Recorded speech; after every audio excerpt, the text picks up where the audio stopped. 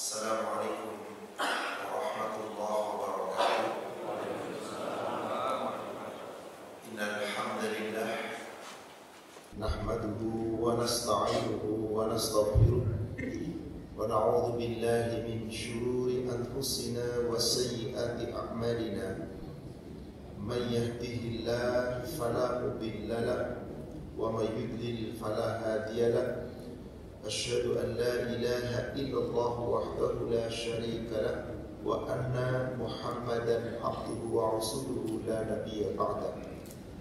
Allahumma salli wa sallim wa barik ala Muhammadin wa ala alihi wa ashabihi ajma'in wa man tabi'ahum bi ihsan ila yaumiddin, amma ba'd.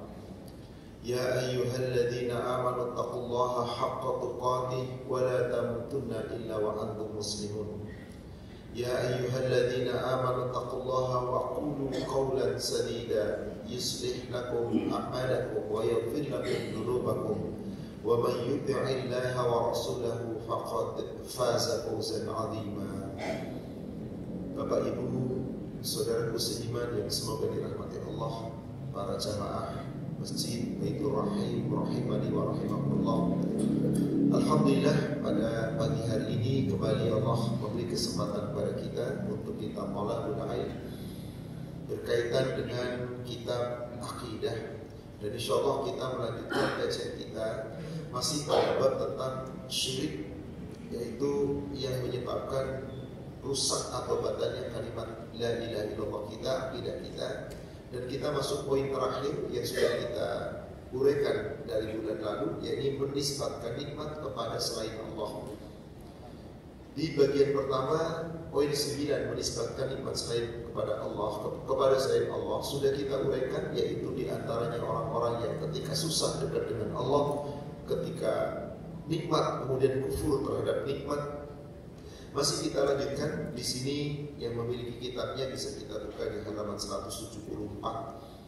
Ketika umat-umat terdahulu dibinasakan oleh Allah karena mengingkari nikmat, menisbahkan nikmat bukan kepada Allah tapi merasa karena kekuatannya, karena kehebatannya.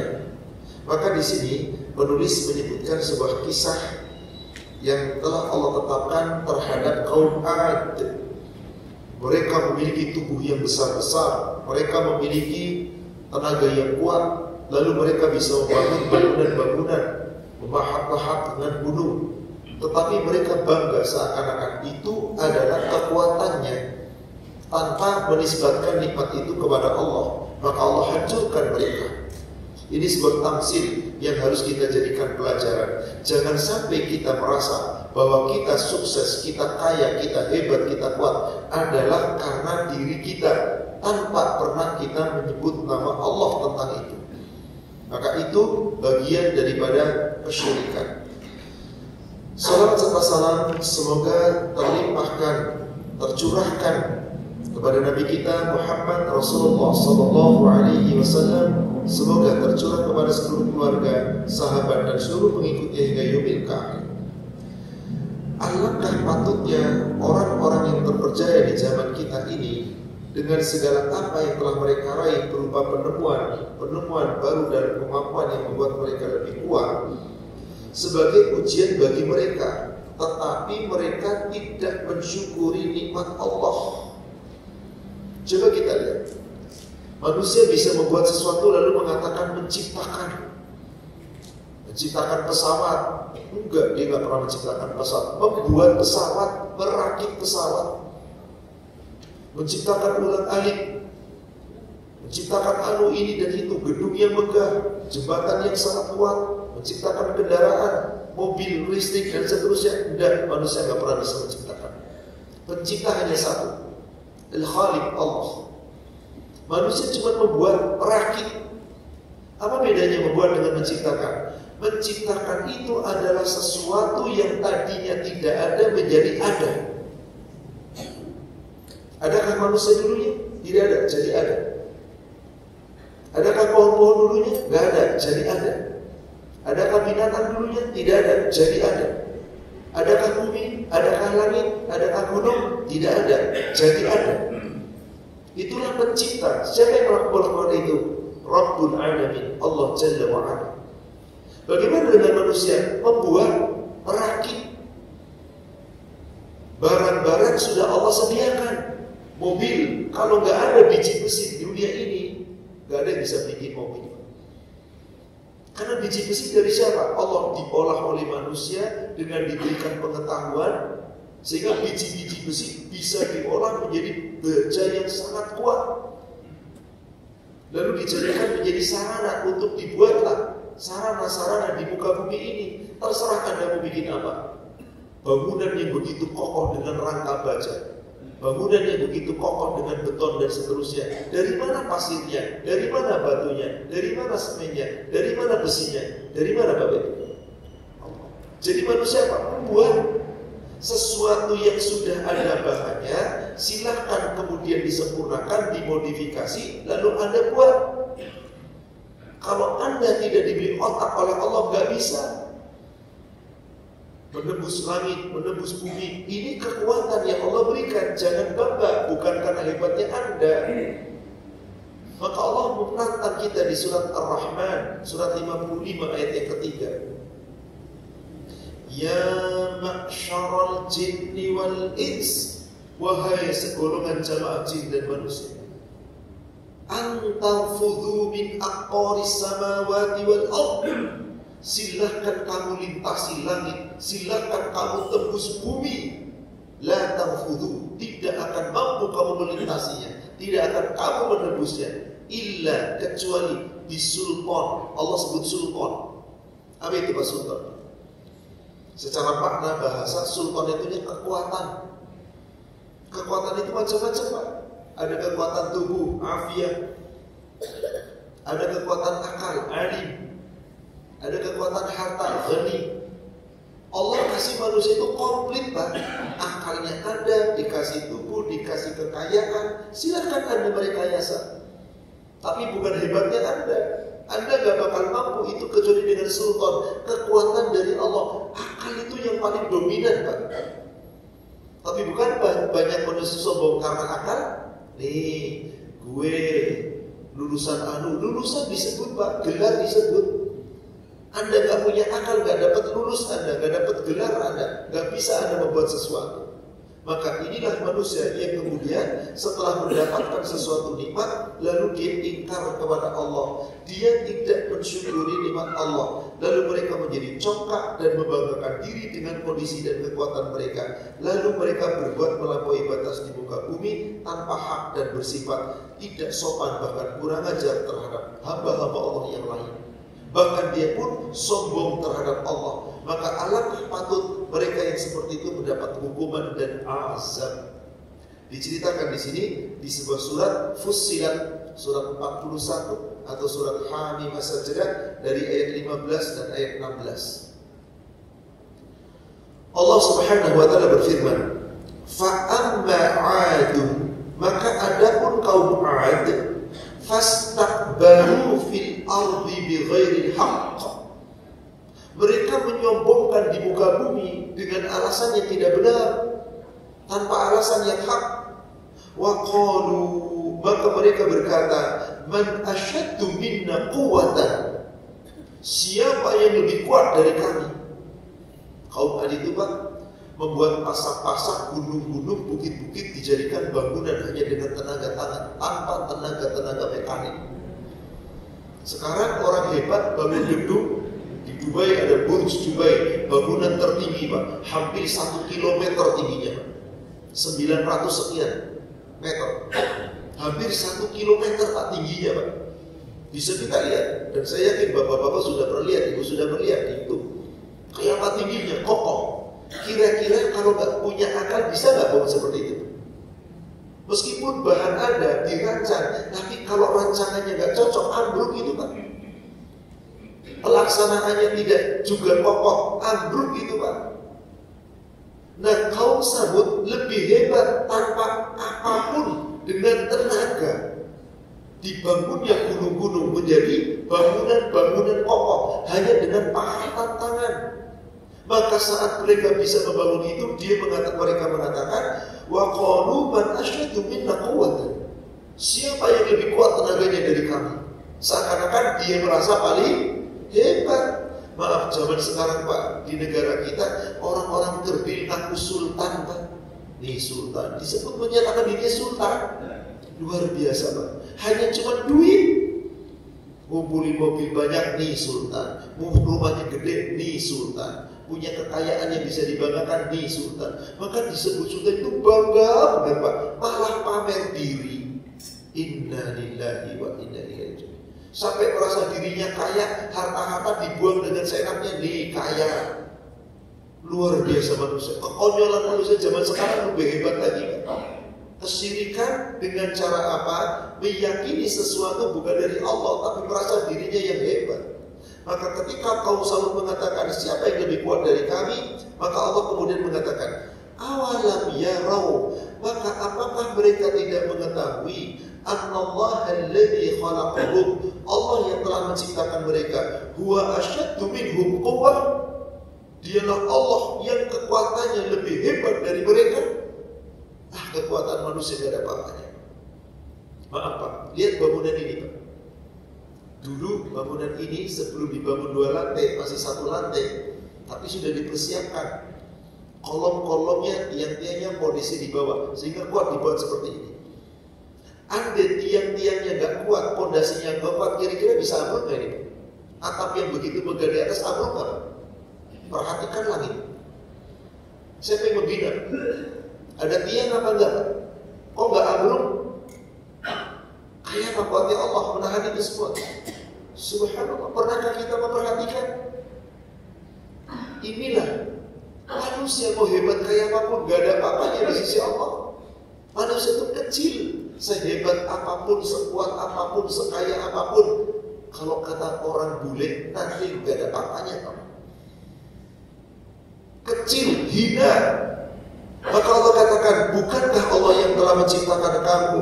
Bukankah Allah yang telah menciptakan mereka? Lebih kuat dari mereka, lebih gagah dari mereka.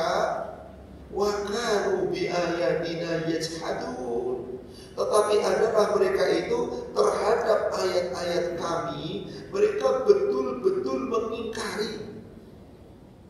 Yajhadun, tidak meyakini itu, bahkan mengabaikan, diingkari ayat Allah. Mereka merasa lebih hebat, merasa lebih bangga dengan apa yang dimiliki. Padahal manusia tidak punya kekuatan apapun di sana. Manusia itu sehebat apapun fakir, butuh Allah, sementara Allah tidak pernah butuh kita. Sebelum saya lanjutkan fusilat ayat yang ke-16-nya, coba kita lihat surat Fatir, surat 35 ayat 15 sampai ayat 17. Surat Fatir, surat 35 ayat 15 sampai 17. Ya ayyuhan nas antumul fuqara'u ila Allah wallahu huwal ghaniyyul hamid. Hai manusia, kalian semua itu fuqara, jamak dari fakir Pak. Kalau fakir miskin banget, susah banget, ini fuqara, gak ada apa-apanya kamu di hadapan Allah. Allah itu maha kaya, Allah itu maha terpuji. Jika kalian bangga diri, sombong, merasa dirinya hebat, lebih kuat dari Allah, sampai ada ancaman di ayat 16-nya. Iyasha yudhibkum wa ya'ti bi khalqin jadid. Jika Allah menghendaki, hai manusia, Allah mampu menghilangkan kamu, memusnahkan kamu, dan Allah menciptakan manusia yang baru yang tidak seperti kamu. Wa ma dzalika 'ala Allahi bi'aziz. Yang demikian itu bagi Allah sangat mudah, tidak sulit. Apa makna ayat ini Bapak Ibu? Ada ancaman dari Allah jika manusia merasa dirinya hebat, tidak mengagungkan Allah, Anda merasa karena Anda menjadi hebat, tanpa mengaitkan dengan Allah, Allah musnahkan kamu, Allah ganti dengan makhluk yang baru. Manusia yang baru tidak seperti kamu. Dan bagi Allah itu tidak sulit, sangat-sangat mudah. Berarti ini sebuah sindiran, jangan sombong. Kita hebat bukan karena kita, tapi karena nikmat dari Allah yang berasal dari diri kita. Mengabaikan Allah, Anda tanpa sadar telah berbuat syirik. Meskipun Anda ahli ibadah, tapi tidak menyandarkan nikmat dari Allah, merasa dirinya yang hebat. Kemudian di ayat yang ke-16 Allah berfirman, kembali ke surat Fussilat, yaitu surah Hamim As-Sajdah ke ayat 16-nya. Fa'arsalna alaihim rihan sarsara fi ayyamin. Ketika mereka bergelimang dalam kemewahan, kemegahan, dan mereka tidak mensyukuri nikmat Allah, merasa dirinya yang kuat, Allah akan kirimkan angin topan, yaitu tiupan angin yang sangat bergemuruh. Fi ayyami tahisat, dalam beberapa hari yang begitu nahas. Kalau orang bilang sial, hari yang begitu nahas bagi mereka.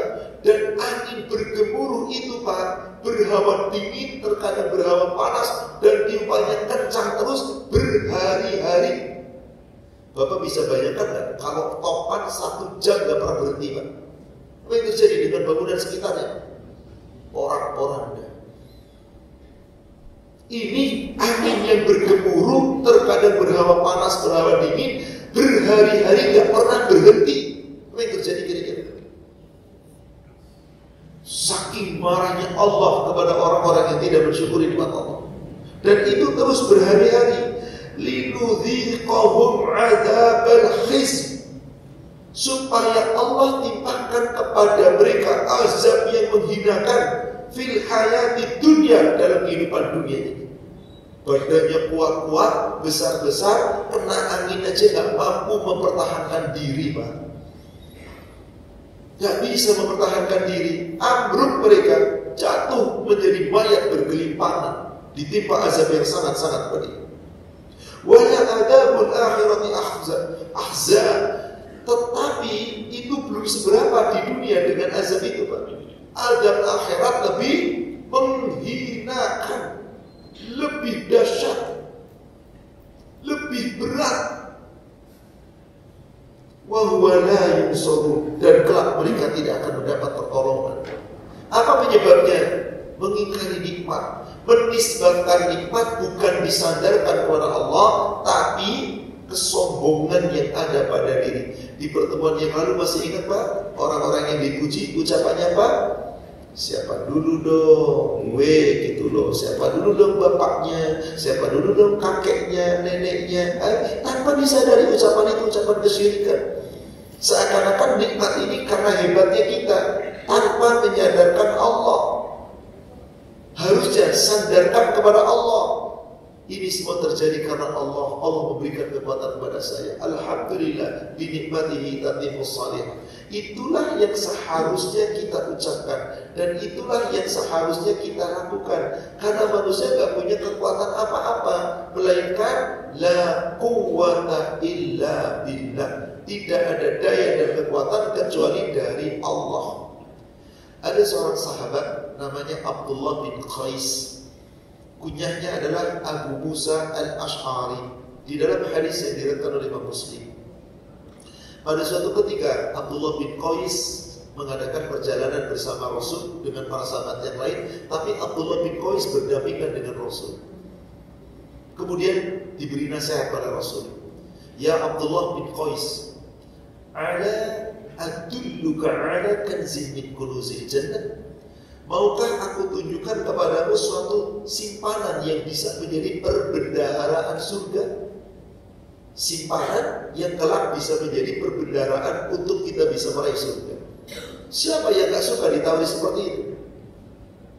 Maka dia menjawab, na'am ya Rasulullah, bahwa tentu wahai Rasulullah, aku ingin mendapatkan simpanan perbendaharaan surga. Apa itu perbendaharaan surga? Ternyata hanya ucapan ringkas Pak. Qala, Rasul menjawab, qul, ucapan olehmu, la haula wa la quwwata illa billah. Tidak ada daya dan kekuatan kecuali atas kekuatan dari Allah, izin dari Allah. Maka zikir-zikir yang dikaitkan dengan kalimat hauqala ini sangat Allah cintai. Di antaranya zikir 5 yang digandeng dengan hauqala. La ilaha illallah, wallahu akbar, walhamdulillah, wa subhanallah, wa la khawla wa la quwwata illa billah. Maka zikir ini jika ditimbang dalam satu timbangan, langit dunia dan seisinya di timbangan yang satu, ini kalah beratnya dengan zikir ini, Pak. La ilaha illallah wallahu akbar walhamdulillah wa subhanallah wa la haula wa la quwata illa billah. Ini sebuah zikir yang sangat agung, yang sangat Allah cintai.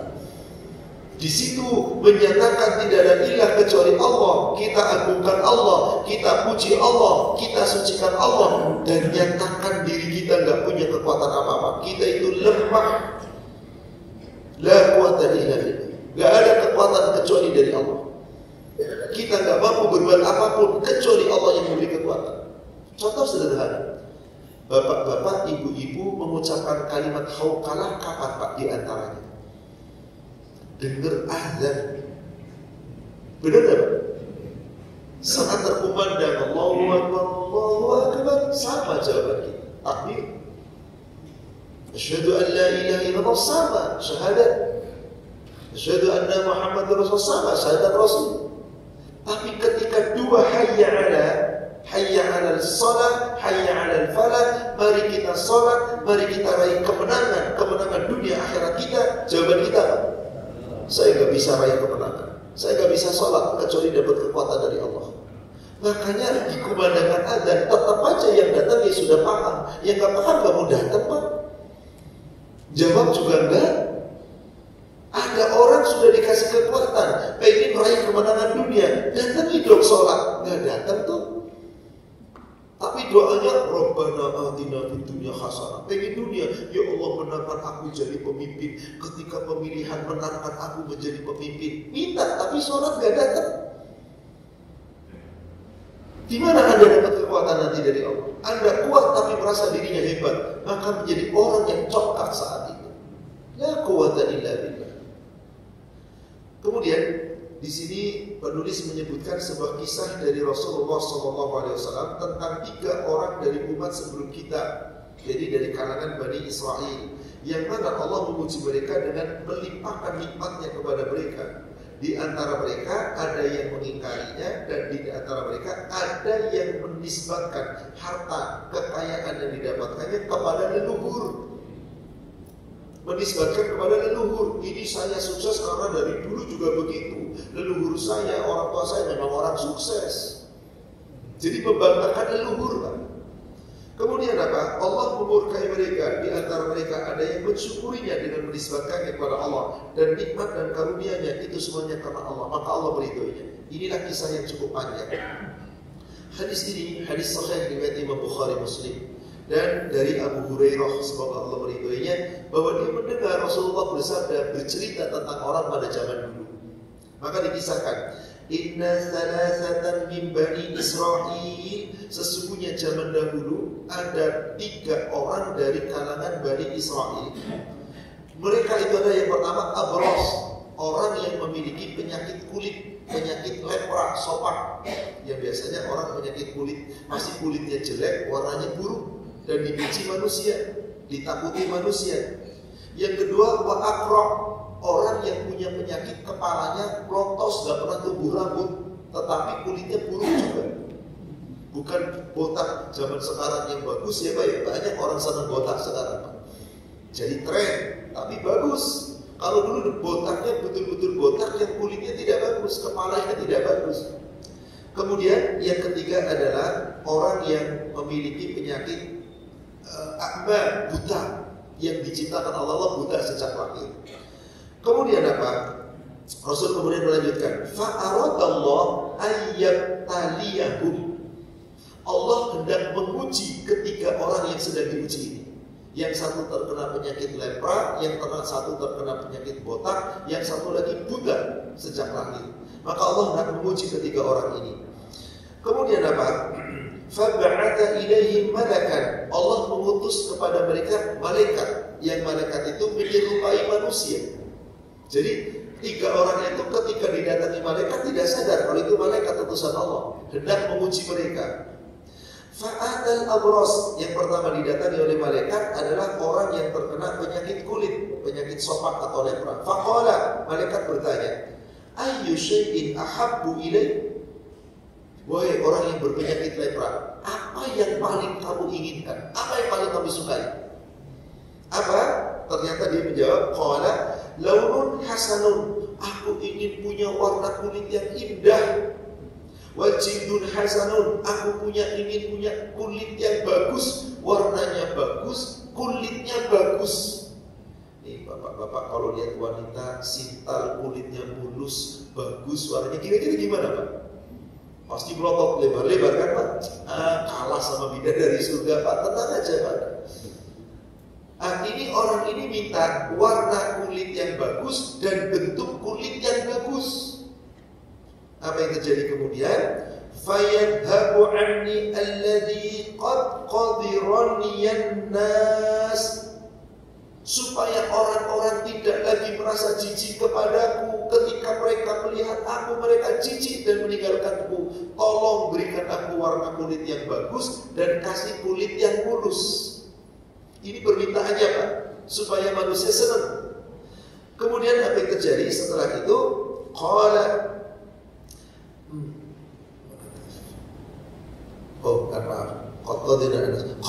Kemudian Rasulullah melanjutkan sabdanya, famasahahu fadhahaba anhu qadharuhu, maka malaikat itu mengusap tubuhnya.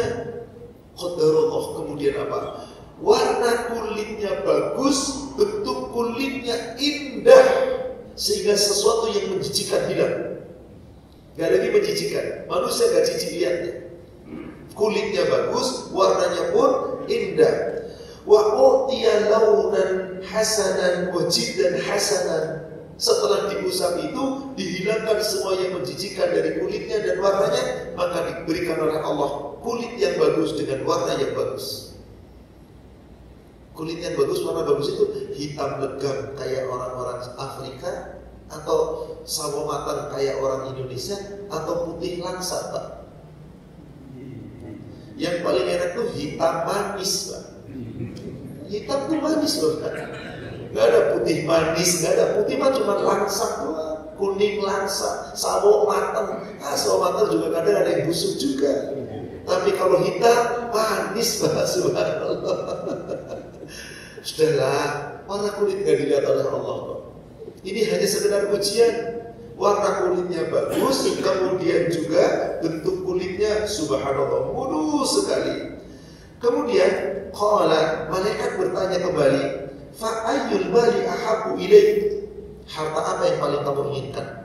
Harta apa yang paling kamu sukai? Qala al-ibil, dia menjawab unta. Au qala al-baqarah, syakkal ishab illa annal abras. Ada yang mengatakan onta, ada yang mengatakan sapi. Ishaq yaitu perawi, syakka, ragu-ragu. Illa annal abras aulil aqra. Apakah onta itu untuk orang yang kulitnya tadi kurang bagus, atau nanti untuk orang yang kepalanya botak? Tapi ternyata kemudian dalam hadis yang lain didukung, maka qala ahaduma, ada yang mengatakan al-ibil, qala al-akhar, ada yang mengatakan yang lain al-baqarah. Rawi mengatakan dikasih sapi, yang satu dikatakan dikasih onta. Ternyata yang benar adalah dikasih onta, karena sapi nanti diberikan kepada orang yang kepalanya botak. Maka kemudian diberikanlah onta. Qala fa'utiya naqatan usyara, diberikanlah onta yang gemuk, yaitu onta betina yang sedang bunting. Faqala, kemudian malaikat tadi mendoakan, barakallahu laka fiha, semoga Allah memberkahi untukmu dalam harta ini. Apa yang terjadi? Yang pada akhirnya nanti diceritakan di ujung hadisnya, unta yang bunting itu lahir dengan anak dan terus berkembang biak. Nanti diceritakan di ujung akhirnya. Setelah kejadian ini, kemudian qala Rasulullah SAW melanjutkan kembali, yakni menjadikan kembali kepada orang datang kepada orang yang terkena penyakit botak tadi. Fa'atal aqra, Rasul kemudian menjalankan ceritanya. Lalu malaikat itu mendatangi orang yang terkena penyakit botak. Faqala, malaikat kemudian berkata, ayyu syai'in ahabbu ilaik, apa yang paling kamu sukai dan apa yang paling kamu inginkan? Qala, kemudian dia menjawab, sya'arun hasanun wa yadhhabu anni hadzal qad qadiraniyan nas. Aku ingin kepala yang bagus dengan tumbuh rambut yang bagus, agar aku semua yang menjijikkan dari manusia hilang dariku. Manusia tidak lagi jijik melihatku, manusia tidak hina melihatku.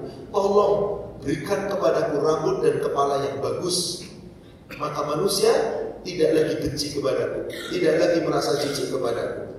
Maka kemudian faqala, Rasulullah bersabda, famasahahu fadhahaba anhu wa u'tiya sya'aran hasanan. Diusaplah kepala orang itu oleh malaikat. Kemudian semua yang menjijikkan, yang menghinakan itu hilang. Maka Allah beri, dengan izin Allah, diberikan kepala yang bagus dan rambut yang bagus. Qala, setelah itu malaikat bertanya kembali, fa ayyul mali ahabbu ilaik? Harta apa yang paling kamu sukai? Qala al-baqar. Maka dia menjawab, sapi. Fa'utiya baqaratan hamilan. Kemudian diberikanlah sapi yang sedang bunting, sapi gemuk yang sedang bunting, yang pada akhirnya nanti sapinya juga kemudian berkembang biak. Lalu malaikat mendoakan, faqala barakallahu laka fiha. Semoga Allah memberkahi hartamu ini. Kemudian Rasulullah SAW melanjutkan lagi kisahnya. Fa'atal a'ma. Rasul datang kepada orang buta. Coba perhatikan jawaban orang buta, Pak. Kalau tadi, apa yang paling kamu sukai? Saya pengen kulit saya yang jelek ini, yang menjijikkan ini hilang. Saya pengen kulit yang bagus, warnanya bagus. To the point, Pak, langsung mintanya, tanpa menyadarkan menyebut nama Allah. Sama orang yang kepalanya buta, juga demikian. Ketika malaikat itu kemudian mendatangi orang yang buta, apa yang terjadi di sini? Kemudian fa'ata al-a'ma, kemudian mereka mendatangi orang yang buta. Faqala, malaikat bertanya kepada orang buta, ayyu syai'in ahabbu ilaik? Apa yang paling kamu sukai? Wahai orang buta, apa yang paling kamu sukai? Qala, dia berjawab, coba perhatikan, ayyarudallahu ilayya basar fa'absiru bihi nas. Yang paling aku inginkan adalah Allah menghilangkan butaku sehingga aku bisa melihat manusia. Disadarkan kemana? Kalau yang kedua, dua orang tadi, saya ingin langsung mintanya sama orang tadi. Kalau ini, aku sangat menginginkan agar Allah mengembalikan penglihatanku. Supaya apa? Aku bisa melihat manusia. Supaya aku bisa melihat manusia. Yang paling aku inginkan, Allah mengembalikan penglihatanku supaya aku bisa melihat manusia. Jadi dia sadarkan kepada siapa? Allah. Karena Allah yang telah menciptakan saya, yang menjadikan saya buta. Saya ingin Allah kembalikan penglihatan kepadaku agar aku tidak buta, sehingga aku bisa melihat manusia. Kemudian kasusnya sama seperti kedua orang yang pertama. Maka kemudian qala, Rasulullah kemudian bersabda, famasahu, dipusatlah kemudian matanya oleh malaikat tadi. Faraddallahu ilaihi basar, maka Allah mengembalikan penglihatan kepadanya. Yang tadinya buta lalu bisa melihat. Setelah itu qala, malaikat bertanya kembali, fa ayyul mali ahabbu ilaik? Harta apa yang paling kamu inginkan? Harta apa yang paling kamu sukai? Qala, dia menjawab, al-ghanam, saya ingin kambing. Gak buluk-buluk, kambing, Pak, kecil, Pak. Coba bapak-bapak, ibu-ibu dikasih pilihan. Ada mobil Jaguar yang harganya 2 miliar. Ada mobil, nyebut Jaguar gak apa-apa kan ya, Pak ya? Ada mobil Fortuner yang harganya 800 juta. Ada mobil Carry itu kan ketinggalan terus ya, Pak ya. Carry, Pak, mobilnya Carry orang Jawa itu ketinggalan terus. Harganya cuma 100 juta. Pilih mana, Pak? Saya yakin gak ada yang pilih Carry, gak mungkin. Pilihnya apa, Pak? Oh, yang paling pertama. Itulah dia, onta. Harga onta itu yang besar bisa sampai 100 juta, Pak. Sapi yang gede ya sekitar 50 juta lah separuhnya. Kambing 5 juta paling gede, Pak. Ternyata orang yang buta ini gak bolong-bolong, Pak, ingin kambing aja deh. Saya ingin mendapatkan kambing. Maka apa yang terjadi ketika itu? Fa'utiya syatan walidan. Diberikanlah seekor kambing yang sedang bunting. Fa'untija hadani wa walada hadha. Kemudian semua binatang yang telah diberikan itu berkembang biak.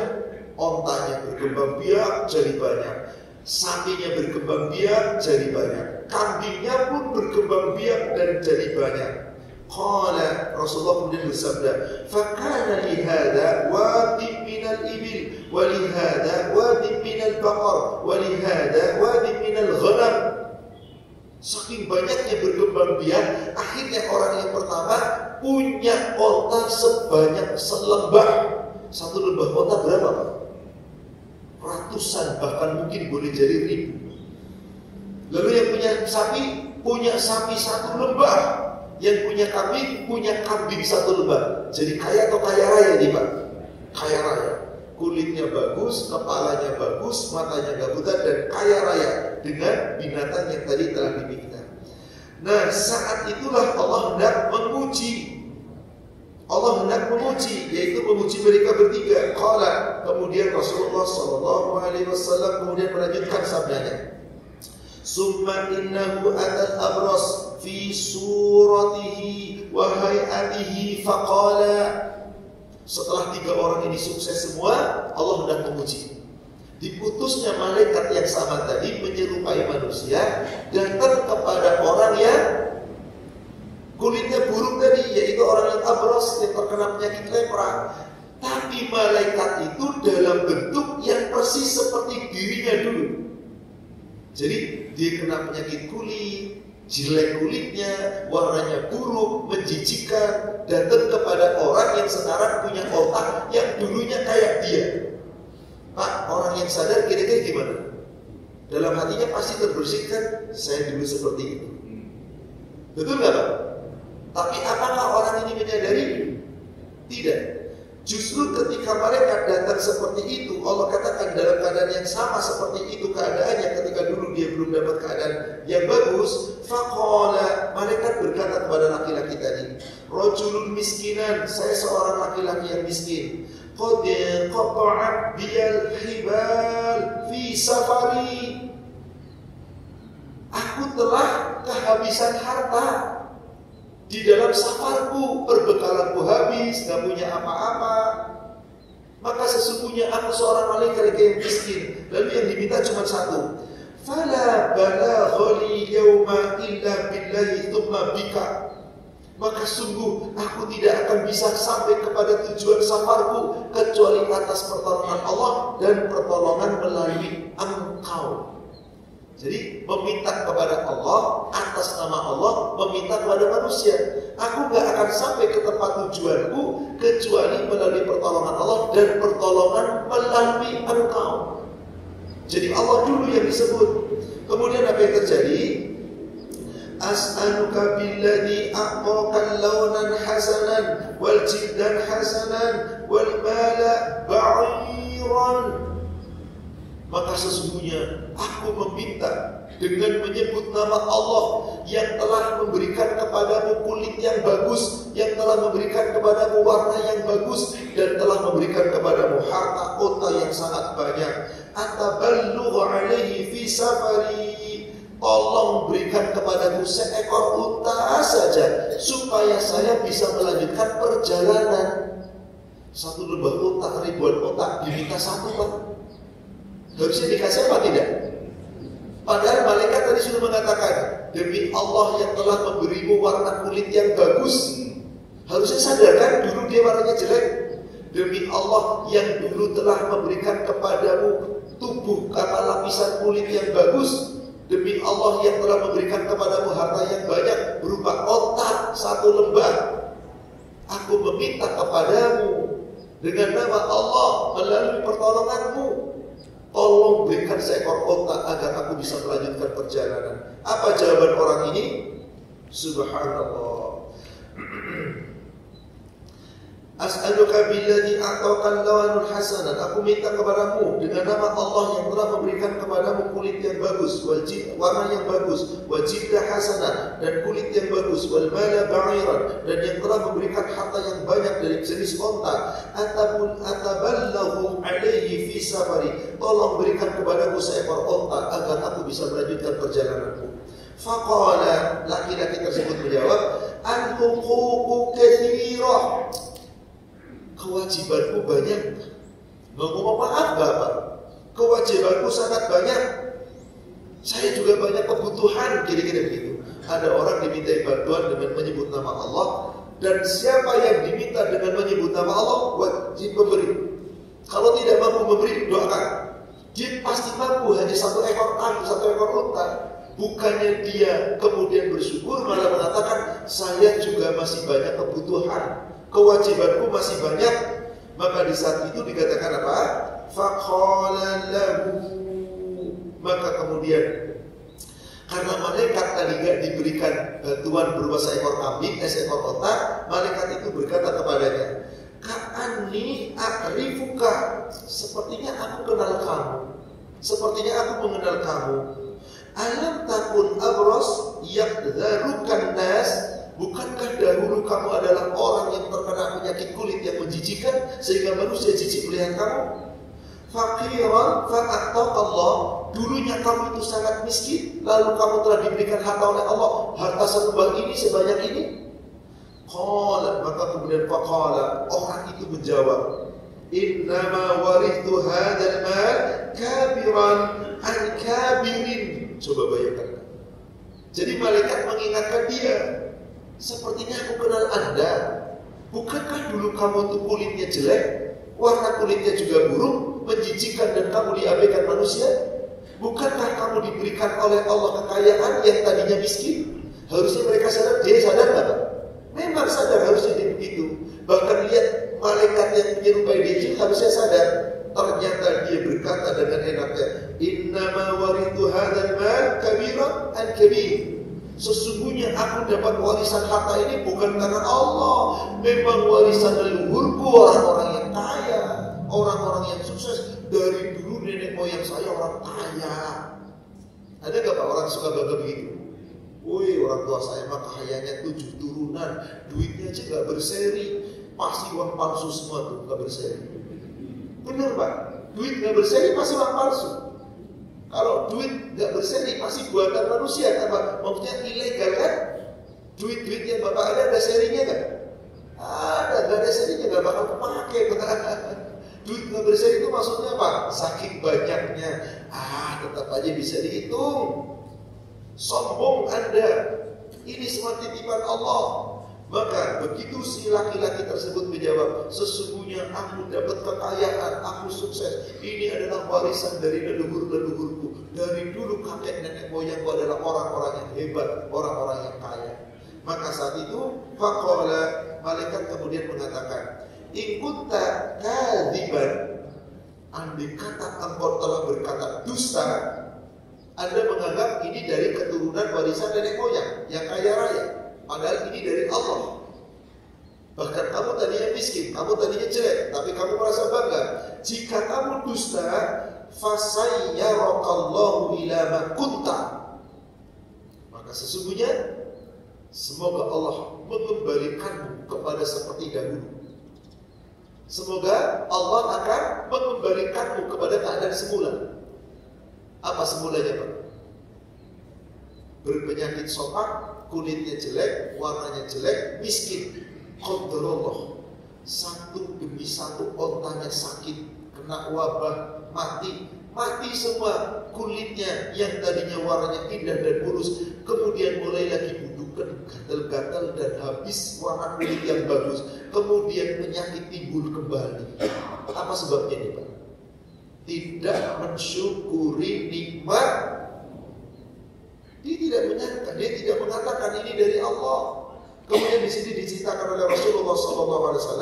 Kemudian Rasulullah SAW datang, wa atal aqra fi suratihi, faqala lahu mithla ma qala li hadha, wa radda alaihi mithla ma radda ala hadha.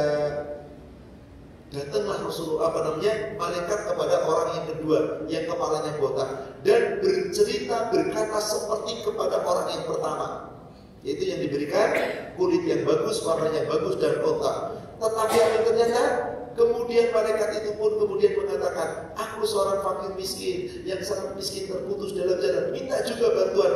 Ternyata jawabannya sama. Maka malaikat itu mengatakan, jika kau dusta, semoga Allah mengembalikanmu seperti keadaan semula. Jadilah dia botak lagi, kepalanya jelek, hina lagi, satu demi satu sapinya kemudian mati, habis tidak tersisa. Yang terakhir, qala, Rasulullah kemudian bercerita kembali, wa atal a'ma fi suratihi wa hayatihi. Kemudian malaikat itu mendatangi orang yang buta dalam keadaan seperti keadaan si buta itu pada sebelumnya. Jadi dia buta, dia miskin, datang kepada orang yang buta yang sekarang sudah kaya. Faqala, malaikat itu berkata, rajulun miskinun wa ibnu sabil, aku seorang laki-laki yang miskin, aku sedang dalam perjalanan, in qata'at biya al-hibal fi safari, perbekalanku habis, terputus jalan untuk aku bisa melanjutkan safarku, aku gak bisa sampai tujuan. Maka dia minta, fala balagha liyal yawma illa billah summa bika, maka sungguh aku tidak bisa melanjutkan perjalanan hari ini kecuali pertolongan dari Allah dan pertolongan melalui engkau. Apa kemudian jawab orang yang tadi ketika malaikat berkata kembali, as'aluka billadhi radda 'alaika basaraka syatan ataballahu biha fi safari. Aku meminta kepada Allah dengan menyebut nama Allah, aku minta kepada kamu yang telah Allah berikan kepada kamu penglihatan dan harta yang banyak. Aku minta satu kambing saja untuk bisa melanjutkan perjalananku. Apa yang terjadi kemudian? Faqala, orang yang buta tadi yang sekarang sudah melihat kemudian berkata, qad kuntu a'ma faraddallahu ilayya basari. Sungguh demi Allah, aku juga dulu orang yang buta seperti kamu, tetapi Allah telah mengembalikan penglihatanku. Fakhudh ma syi'ta wa da' ma syi'ta.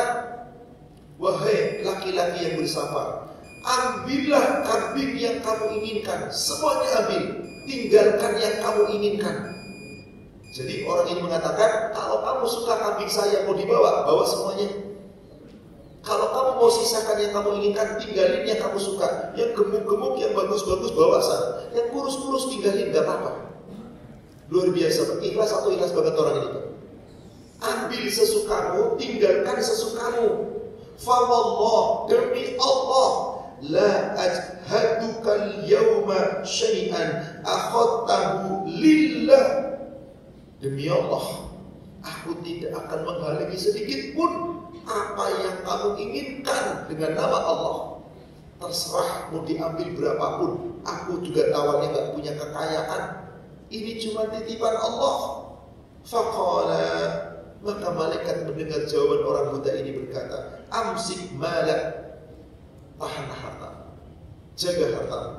Fa innama abtuliyatuhum, sesungguhnya Allah telah menguji mereka semua.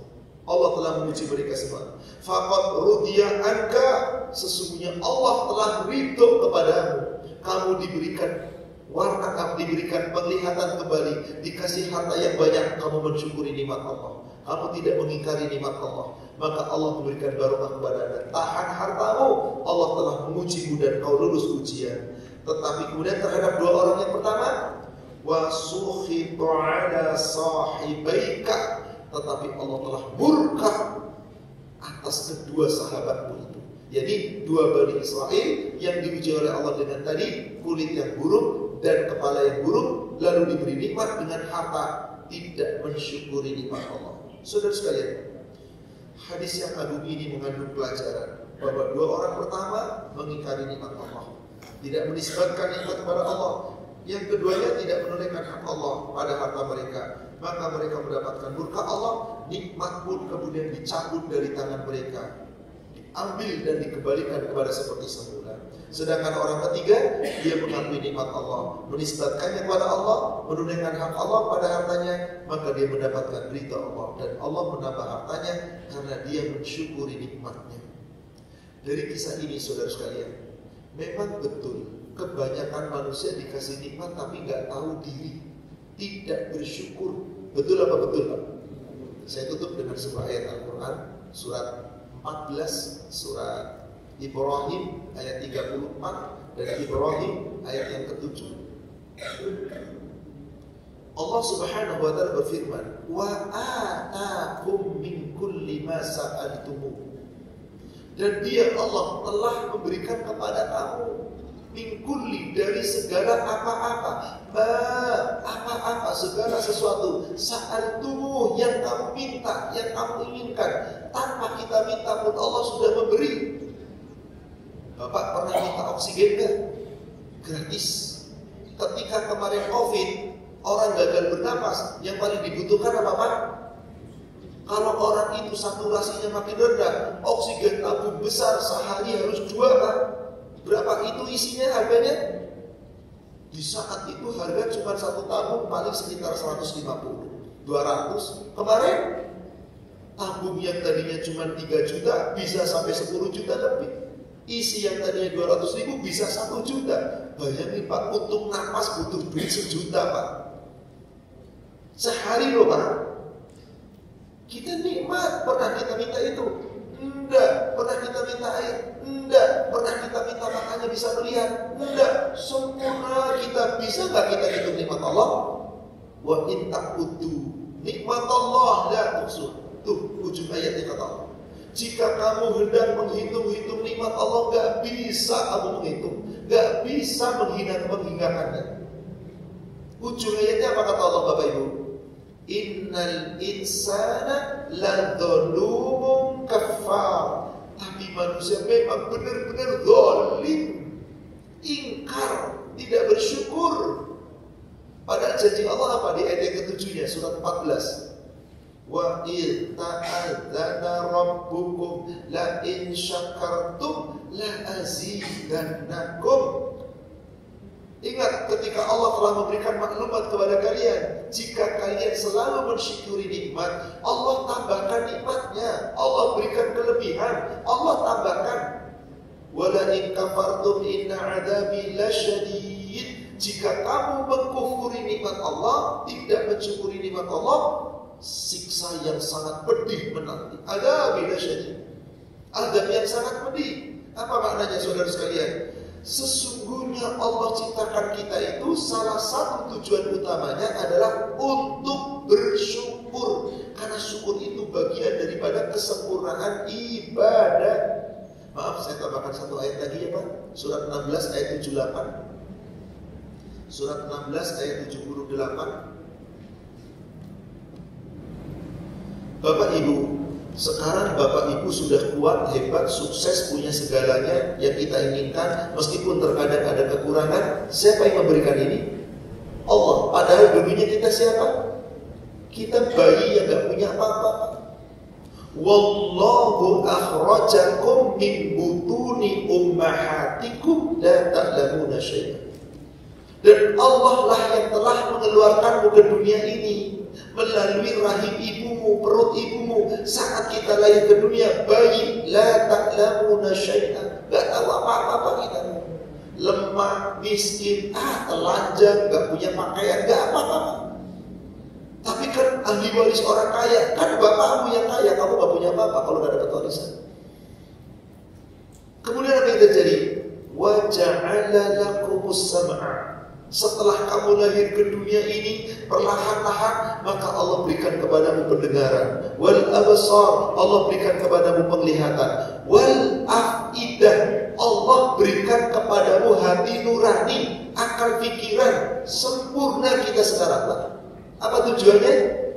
La'allakum tashkurun, supaya bersyukur. Kira-kira banyak yang bersyukur atau banyak yang kufur, Pak? Qalila ma tashkur, sedikit sekali yang bersyukur. Semoga kita termasuk orang-orang yang bersyukur, yang tidak pernah mengingkari nikmat Allah. Adapun ketika Allah menguji kita dengan kesulitan, bismillah, banyak orang sulit bukan cuma kita. Yang penting kita berusaha dulu dan berdoa dulu, insya Allah. Ada usaha, ada doa. Kemudian kalau kita minta bantuan, mintalah bantuan.